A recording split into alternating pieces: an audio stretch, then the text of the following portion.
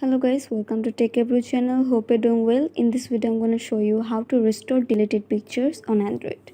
So guys, if you want to restore deleted photos from your phone, then this app will be very useful. So let's show you what you need to do. Download this app. So guys, at first go to your Play Store and then search File Recovery. Tap on the first one and install it.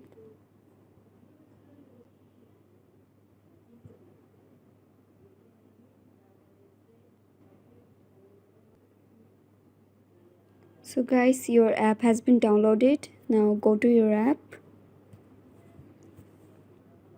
Tap on Get Start.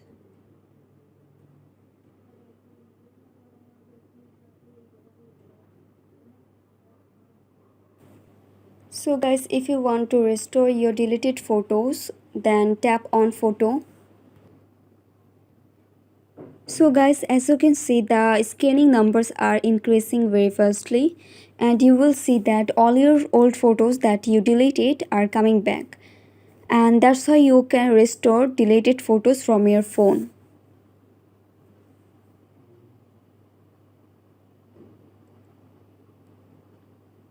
And now tap on OK, and that's it.